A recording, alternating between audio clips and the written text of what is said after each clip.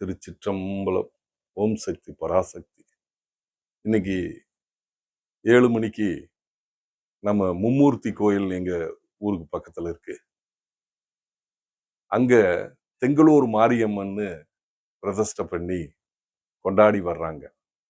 அந்த திருக்கோயில்ல இன்னைக்கு எனது நண்பர் கோவை தங்க மாளிகை செல்வராஜ் அவர்கள் நான் யார் அப்படிங்கிற தலைப்புல ஒரு சிறந்த சிந்தனையை சிந்திச்சு சொற்பொழிவாற்றாரு. உண்மையாலுமே கேட்க வேண்டியது. நான் யார்? இந்த கேள்விக்கு விட அவர் சொல்றாரு.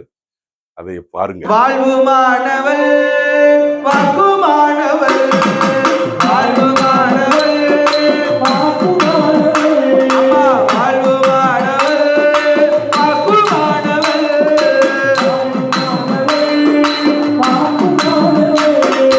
விண்ணில் தோன்றியே இந்த மண்ணில் வந்தவள்,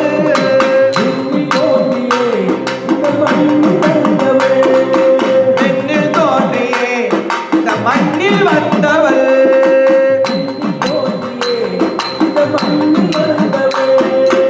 உடம்புமானவள், உயிருமானவள்,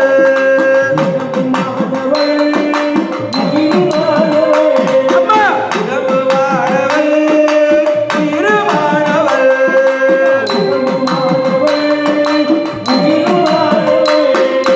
அன்னையானவள், அவள் அனைத்துமானவள்,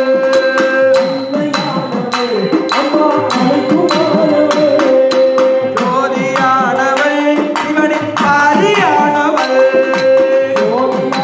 கோவை தங்கமாளிகை செல்வராஜனின் சொற்பொழிவை 2ஆம் பாகம் பார்க்கலாமா? பழனி பாத யாத்திரை ஒரே ஒரு முறை நான் போயிருக்கேன். அண்ணங்கிட்ட கூட ஏற்கனவே பேசி ஒரே ஒரு முறை பழனி பாத யாத்திரை போயிருக்கேன். அந்த பழனி பாத யாத்திரத்தில் நான் உணர்ந்ததே ஒரு வயதுல என்ன நடந்தது போயிட்டு இருந்தே எனக்கு சொன்னாங்க, பழனி பாத யாத்திரை போனதுல என்ன தெரிஞ்சுட்டீங்க? பல தத்துவங்களை நான் புரிஞ்சு கொண்டேன். என்ன காரணம்னா, ஒரு முறை நான் பழனி பாத யாத்திரை போகும்போது ஒரு நாள் இரவு என்பது 35 மைல்களை கொண்டது என்ற யதார்த்தத்தை நான் தெரிஞ்சுட்டேன். இங்கதான் கர்மா. நம்ம கர்மாவை நம்ம தான் தீக்கணும். எனக்கு பதில யாரும் நடக்க முடியாது. நானே நடந்தாதான் அதை கடக்க முடியும். அது உணர்ந்தது. நம்மளோட கர்மாவை நம்ம தான் தீக்கணும். நான் இங்கிருந்து காந்திபுரம் போய் ஒரு வேலையாயிட்டுன்னா உங்களை கூப்பிட்டு சொன்ன செஞ்சுட்டு வந்துருவீங்க. பழனி யாத்திரை நான் போயிட்டு இருக்கோம். எனக்கு நீ கொஞ்சம் தூரம் நடந்து நடக்க முடியுமா? அதுக்கு பேர் பழனி யாத்திரை ஆகுமா? அப்ப சுய கர்மா என்பது நாம் பட வேண்டியது, நாம் செய்ய வேண்டியது, நாமே செய்ய வேண்டுங்கிறது 2வது விஷயம். மூன்றாவது போயிட்டு இருக்கும்போது யாராரோ நம்மளுக்காக அந்த பசி வேலையிலும் தாகத்தின் வேலையிலும் முன்ன பின்ன அறியாதவங்க எல்லாம் பசிங்கிறப்ப உணவு கொடுத்தாங்க, பசிங்கிறப்ப நீர் கொடுத்தாங்க, இடம் கொடுத்தாங்க. எங்கேயோ படுத்தோம், எங்கேயோ வந்துருச்சு, எங்கேயோ போனோம். அப்போ உயிர்கள் எல்லாம் பொதுவானது. இதே கடமை நம்மளுக்கும் இருக்கின்ற அந்த கடமை உணர்வு என்னன்னு புரிஞ்சது. இப்ப யாராவது நம்மகிட்ட பசியா இருக்கு கொஞ்சம் என்ன உடனே வாங்கிக்கிறோம். ஏன்னா நம்மளுக்கு யாரோ ஒருத்தர் சோறு போட்டாங்கல்ல, அது சமுதாயத்துக்கு செய்ய வேண்டிய நம்ம நன்றி. அதுதான் நம்ம செய்யக்கூடிய புண்ணிய காரியங்கள். அந்த விதத்துல நம்ம என்ன பண்றோம்? உடனே உதவுகின்ற மனம் வருகின்றது. அதையும் கடந்து போய் பார்த்தோம்னா எவ்வளவோ டயர்டு. இந்த பழனி அடிவாரம் போயிட்டு நீங்க அந்த மூளைக்கு ரிட்டர்ன் போய் வாங்க, நான் ஒரு 500 ரூபாய் தரேன்னா திருப்பி நம்ம 2000 கொடுத்து ஆளை விடுங்க. அப்படி டயர்ட் ஆயிரும். அப்படி டயர்ட். ஒரு 50 அடி பின்னோக்கி செல்லுனா என்னால முடியாது. அப்படிப்பட்ட நிலையில போய் அந்த அடிவாரம் சுத்தி மேல போய் சாமி நின்று பார்க்கும்போது அந்த இறைவனை 4 மணி நேரம் 5 மணி நேரம் நின்று காத்திருந்து போய் பார்க்கும்போது 1 நிமிடம் தான் 30 செகண்ட் தான் பார்க்க விடுவாங்க. அந்த நேரத்துல என்ன நடக்குது?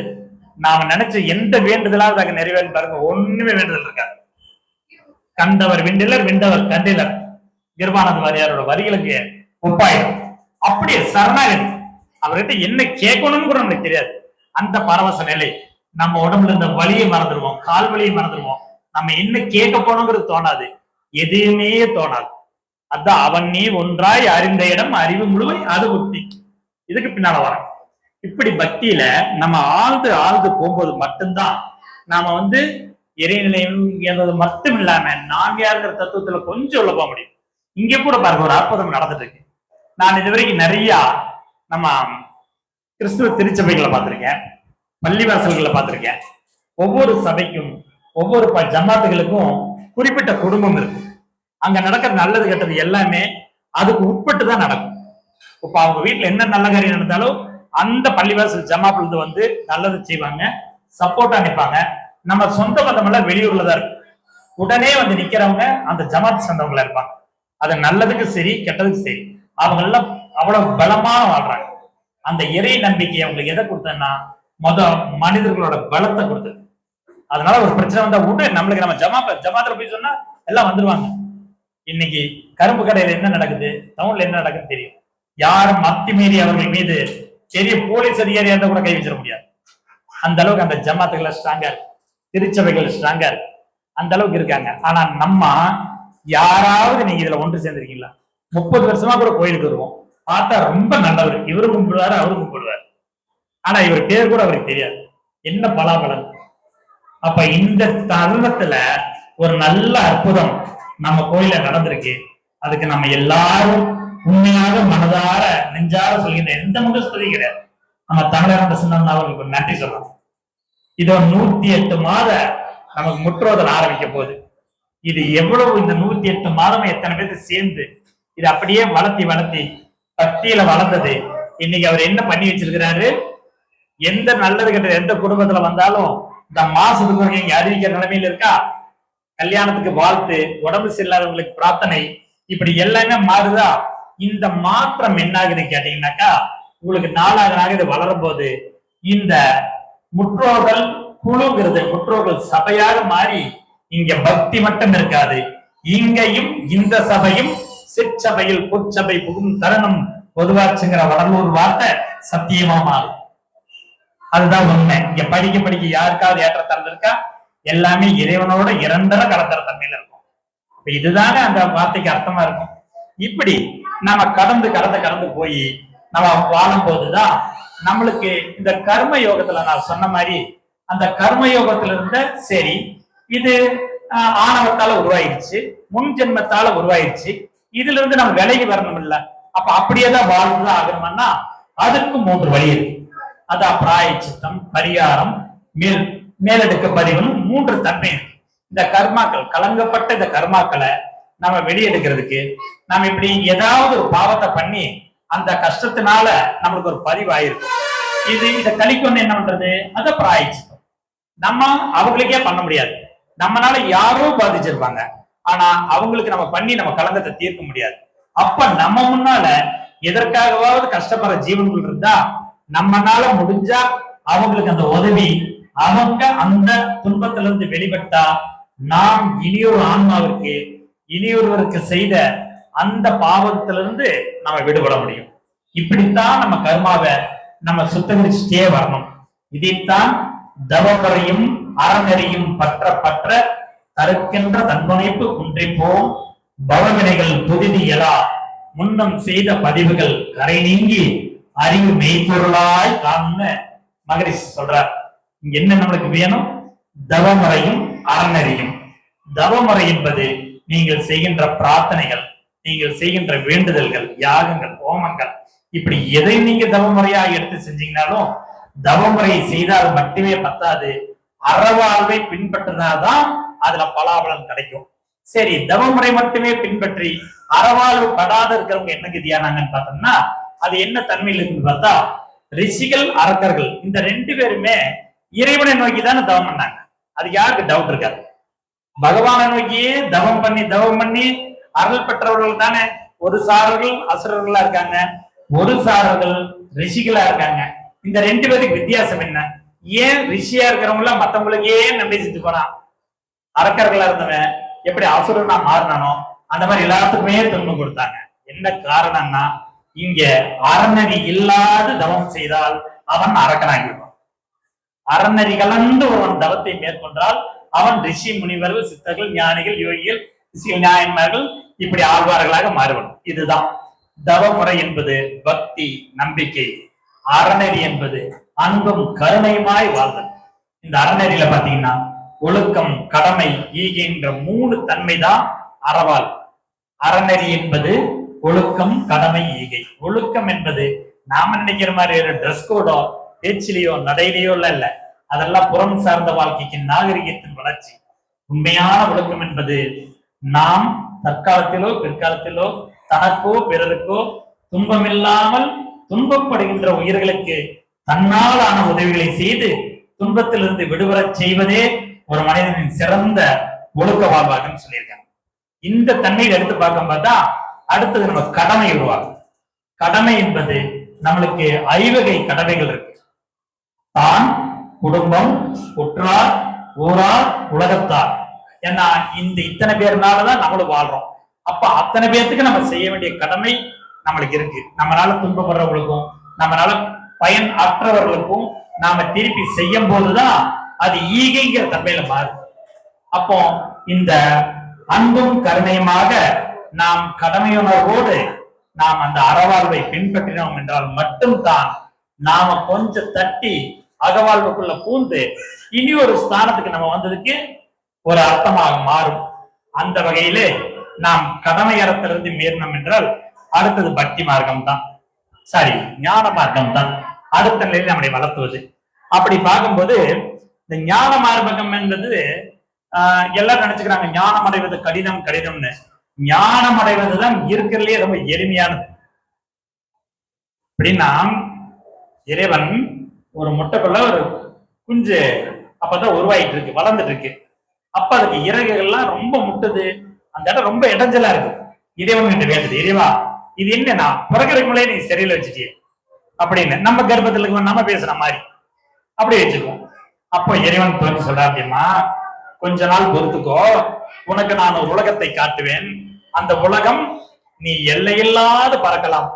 நீ கண் கெட்டின தூரம் உனக்கு தண்ணி இருக்கும், கண்ணு கெட்டின தூரம் காடுகள் மலைகள் நிறைந்து காணப்படும், கனிகளும் காய்களும் உனக்கு வேணுங்கிற அளவு கிடைக்கும்.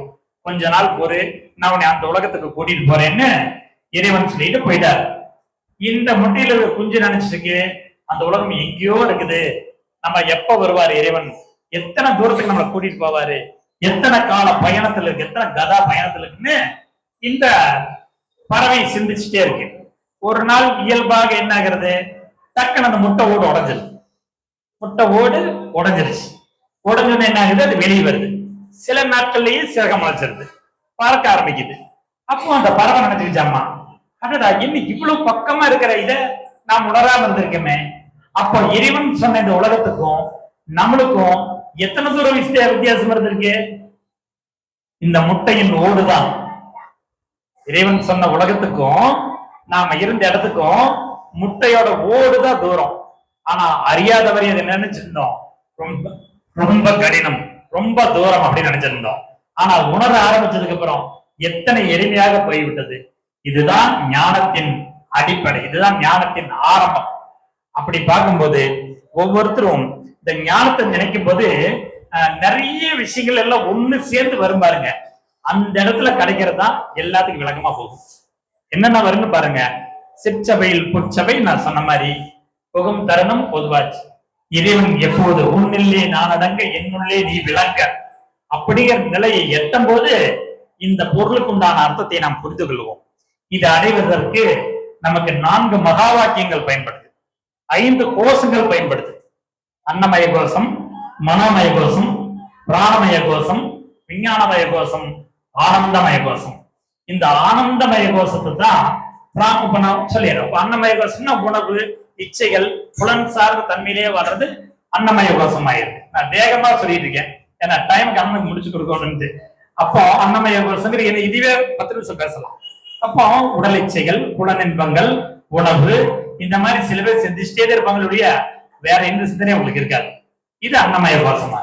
அடுத்த மனோமய கோஷம், ஆசாபாசங்களுக்கு ஆட்பட்டே இந்த ஆன்மாலையும் பேரம்பேத்தி பாசம், புள்ள பாசம், பையன் பாசம், அண்ணன் பாசம், இது சொல்லி சொல்லியே நம்ம அன்றாட வாழ்க்கையில் இருக்கிற நிம்மதியை தொடச்சுக்கிட்டே இருக்கிறதுக்கு பேர் தான் மனோமய கோஷம். அடுத்தது பிராணமய கோஷம். இந்த உயிரை பத்தி எப்பவுமே பாருங்க, இந்த உயிரை பத்தி மனசுக்கு கொஞ்சம் கூட கவலையே கிடையாது. இந்த உயிரையும் உடலையும் பத்தி இந்த மனதிற்கு கொஞ்சம் கூட கவலை இருக்காது பாருங்க.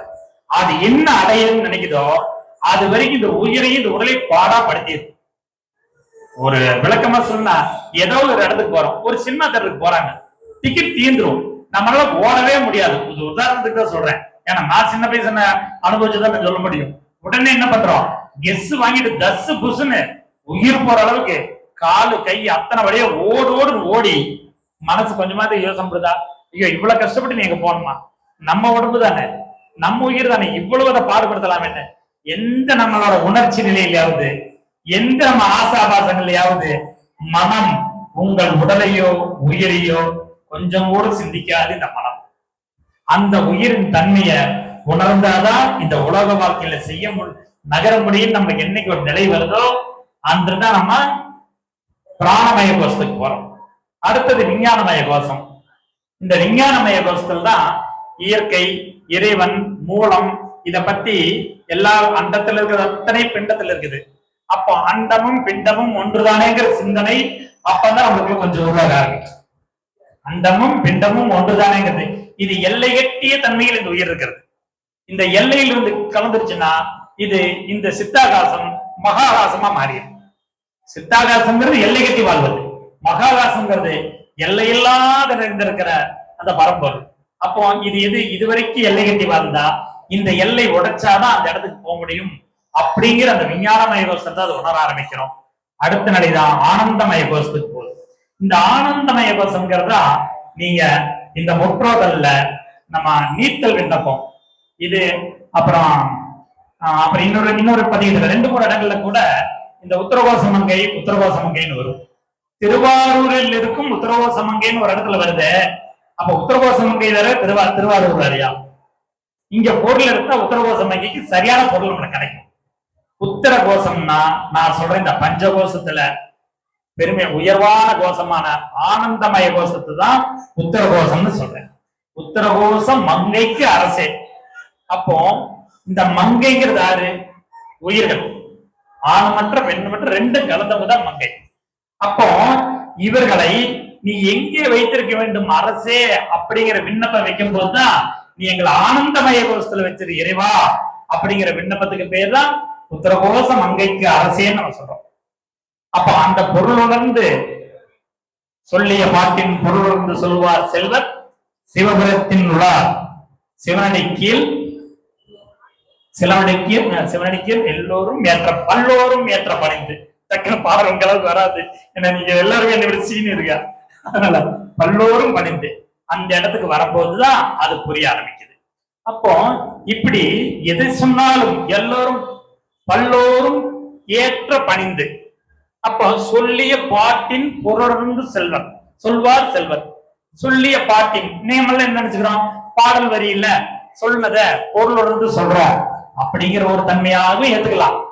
ஆனா ஏற்ற பணிந்து எல்லோரும் ஏற்ற பணிந்து சொல்லிய பாட்டின் என்ன வருது? அவர் பாடு உன் பாடு, அவர் பாட்டுக்கு இருந்தாருப்பா, அவர் பாட்டுக்கு போறாரு, அவர் பாட்டுக்கு வராரு. அப்ப ஒருத்தர் நடை, ஒருத்தர் வாழ்வியல் முறைதானங்க பாட்டா இருக்கும். அப்ப சொல்லிய பாட்டின் பொருளுணர்ந்து சொல்லுவர் செல்வர் சிவபுரத்தில் உள்ளார் சிவனடி கீழ் பல்லோரும் ஏற்ற பணிந்து. அப்படி சொல்றவங்க யாரா இருக்க முடியும்? அந்த பாட்டை அறிந்து உணர்ந்து உண்மையை சொல்லக்கூடியவர்கள் எங்கே வாழ்கின்றார்கள் என்றால் சிவபுரத்தில் வாழ்கின்றார்கள். இப்படி பார்க்கும்போது அந்த தன்மையில நின்று சொன்னா நாம் யாருங்கிறது கொஞ்சமாவது பொருள் கிடைக்கும். அடுத்தது இதெல்லாம் சொன்னா இந்த உத்தரகோச மங்கை, இதைத்தான் நாம் என்ன சொல்றோம், இந்த 4 நிலையான மகா வாக்கியங்கள் உள்ள கொண்டோம். எப்படி? தத்துவமசி, தத்து அவமசி, அது நீயாக இருக்கின்றாய். எது நானாக இருக்கின்றேன்? அயனாம்சம் பிரம்மம், சாரி அகம் பிரம்மாஸ்மி. அகம் பிரம்மாஸ்மின்னு என்ன? அகம் பிரம்மம் ஆஸ்மி எங்கே இருக்கிறது? உன்னுள் உன் அகத்துக்குள் இருக்கிறது, பிரம்மமாக இருக்கிறது. பிரம்மம் தான் இறைவன். அப்போ இறைவன் எங்கே இருக்கின்றான்? உன் நெஞ்சத்துக்குள் மட்டுமே இருக்கு. என் நெஞ்சத்துக்குள் மட்டும் தான் இருக்கிறான் தான் இல்ல. அயனாம்சம் பிரம்மம். அயன்னா எல்லாம் சர்வம். அயன் ஆம்சம் பிரம்மம். ஆம்சம் என்பது ஆம்சம் என்பது அம்சம், சொரூபம், தோற்ற பொருள்கள். நீ காணுகின்ற காட்சியெல்லாம் நந்தலாளாங்கிற மாதிரி எல்லா இடங்களையும் நீக்கமர நிறைந்திருப்பவன் இறைவனாக இருக்கின்றான். சரி, அவன் எப்படி இருக்கான்? எல்லாவற்றிலும் உள்ள பிரிஞானம் பிரம்மம். இந்த பிரிஞானம் பிரம்மம்னு என்ன? பிரிக்னா அதை விட பெரிதே இல்லைன்னு அர்த்தம். ஞானம்னா என்ன? அறிவு. பிரம்மம்னா என்ன? இறைவன். எப்படி இருக்கின்றான்? எல்லாவற்றுக்கும் பேரறிவாக இருப்பவனே இறைவன். இதை உணர்ந்துதான் எப்படி சொன்னாங்க? அறிவேதான் தெய்வம் என்றார் தாயுமானவர், அகத்ததுதான் மெய்ப்பொருளனை எடுத்து காட்டினார் திருவள்ளுவர்.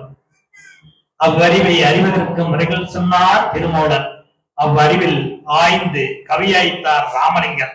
அறிவில் அறிவாய் நினைத்து அறம்பகுத்தோர் அதை வாழ்ந்து காட்டினோர் நினைவு கூறுவோம். அப்போ இங்க பிரம்மம் எப்படி இருக்கு? இத்தனை ரிஷிகள் இவ்வளவு பெரியவர்கள் எப்படி சொல்றாங்க? இவங்க சொன்னதுதான் சொல்லிய பாட்டின் பொருளர்ந்து சொல்வர் செல்வர் சிவபுரத்தின் உள்ளார். இவர்கள் எல்லாம் தான் அந்த சிவபுரத்துல இருந்தாங்க. இவங்க சொல்றதுதான் உண்மை. இவங்க இப்ப என்ன சொல்லிட்டாங்க? அறிவுதான் தெய்வம். அப்போ மகா வாக்கியங்கள் என்ன வருது? பிரஞானம் பிரம்மம்னு சொன்னாங்க. அப்ப எல்லாருமே ஒரு இடத்துலதான் வந்து நிக்கிறாங்க. இப்படிப்பட்டவர்களை தான் வள்ளுவர் என்ன சொல்றாரு?